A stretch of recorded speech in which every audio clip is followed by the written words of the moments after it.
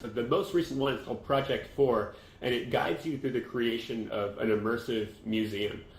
If you want to ask questions, there'll be chance at the end also to ask Gabe. Brilliant, thank you very much. And my wife and I keep talking about going on the road, and maybe I'll enroll him on your school.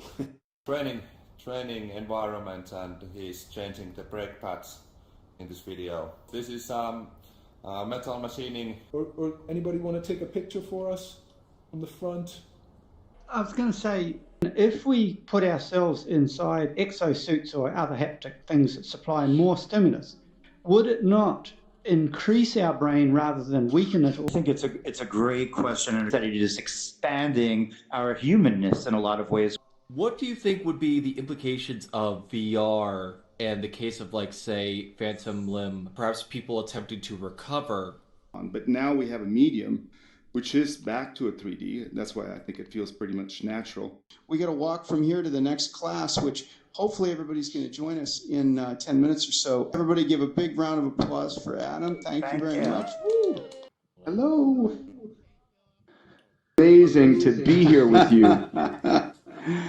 It is such an honor to have you with me here on stage, Peter. This is fantastic. There you go. Get comfortable. This is Peter's first time in full body tracking, so you can see my arms and legs move. Of Scaled Composites hangar with Spaceship One in perfect high fidelity. The X Prize logo and the Mojave Desert over there, it like just blew my mind. What's the longest you've stayed comfortably in high fidelity? Probably like 10 or 12 hours nonstop in system. However, for me, it's usually like a couple hours and I start to get fatigued. Like a virtual field trip where you're seeing something that you would never get a chance to see. How about Peter giving you a tour of the International Space Station? But how much would you pay for that, right? You pay a lot. So I think that people will be willing to pay for and buy the equipment and get into this system. Are we going to be able to keep up, or is there going to be a... Ben's office hours are utilized well.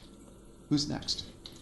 Fascinating to me. Not necessarily like, oh, I don't know why, but at the same time, it's like there is something there that's not being tapped. If you're in a reef that's damaged by most volcanic vents, it's because of the toxic chemicals. This is pure CO2, and what this shows you is how CO2 will affect the ocean. And so what you're seeing behind me is this ocean environment is about to go from healthy, it's already turning slowly to less healthy. So all this beautiful colorful coral that we saw before has now been wiped away by these increased bubbles and this acidification. So you can see the bubbles getting stronger.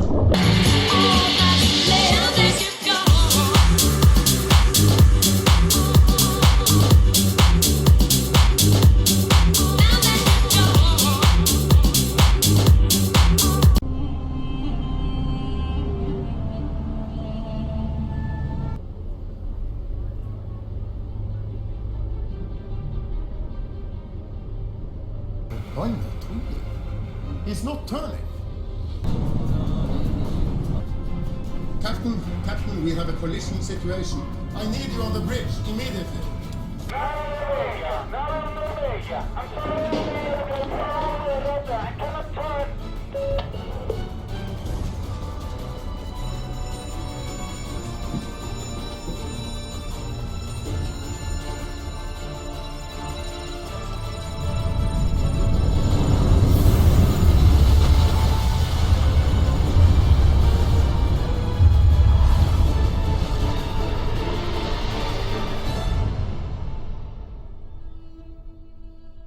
For the flu patients then.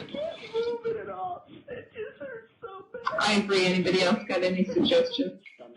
As logistics chief, I can tell you that there is another holding area at the end of the hallway.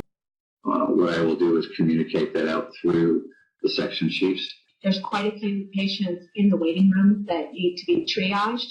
I'm a little bit worried about Tanya here. I just checked her vitals, and I think her systolic's 89.